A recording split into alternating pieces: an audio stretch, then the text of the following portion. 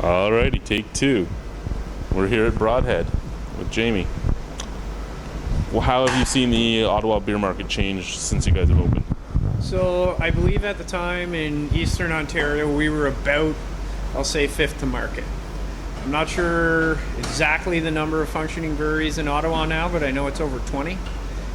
So in the last 3 years it has literally exploded in Ottawa.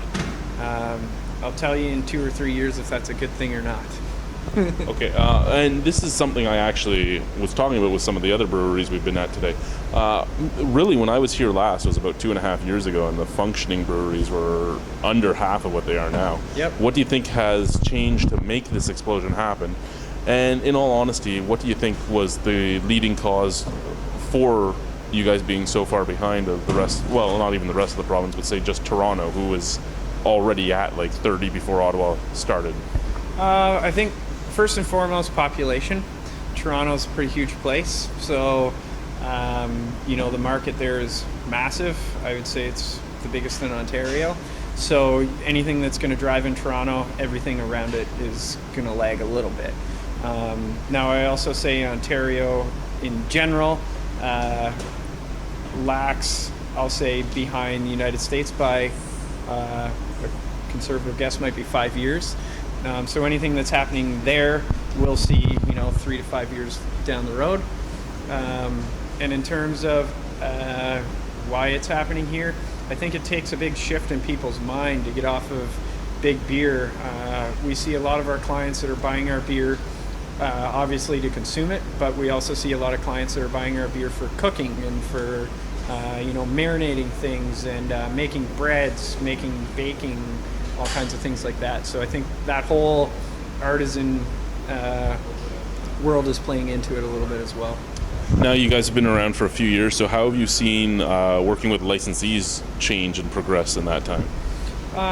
Licensees are trying to shift away from, having, I'll say, 10 taps on where 9 of them are Molson or Labatt, or I'll say any of the big breweries.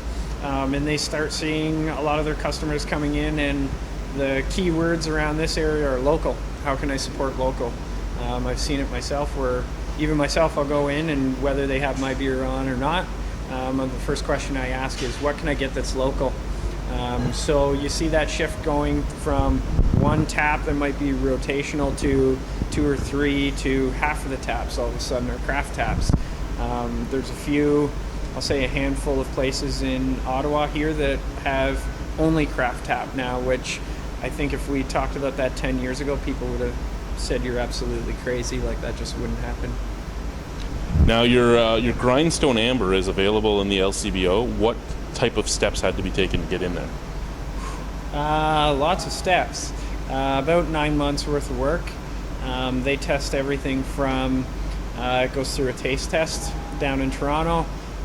They test your can, they test the cardboard that the can sits in. You go through lab testing to do it.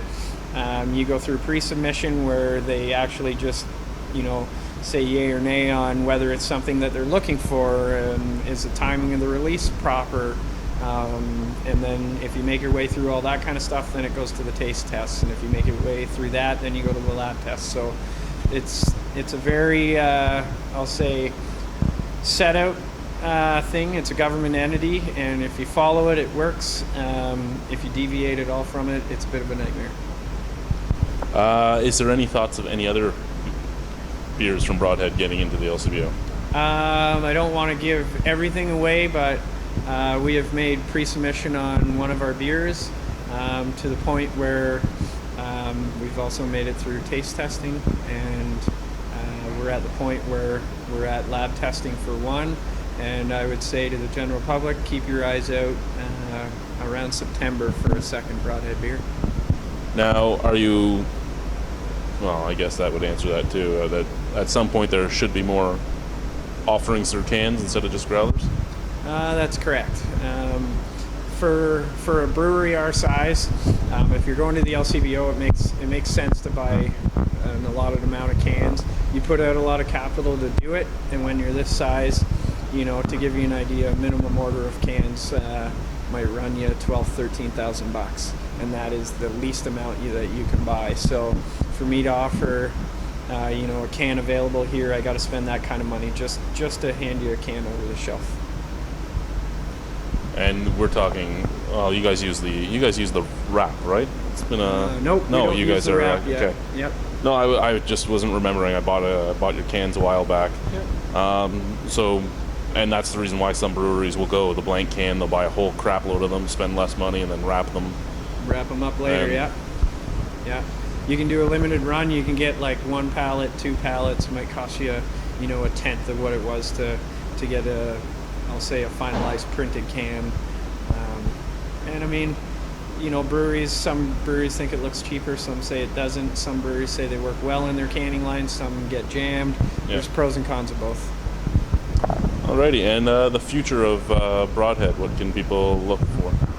I think they can look for, I'll say that our service is the best it can possibly be with the number of employees that we have. We will always, for lack of a better term, bend over for our customers. We'll do what we can to get our beer out. I'll try and get as many beers out to the people that we can. We do listen to people's comments, so if people comment and tell us, hey, I want you to make this kind of beer, we run an experimental series where Josh gets to play a little bit being a brewer. And yeah, we look for us in the fall in the LCBO and try and get a little bit more of that market share. Alrighty, well, thank you very much.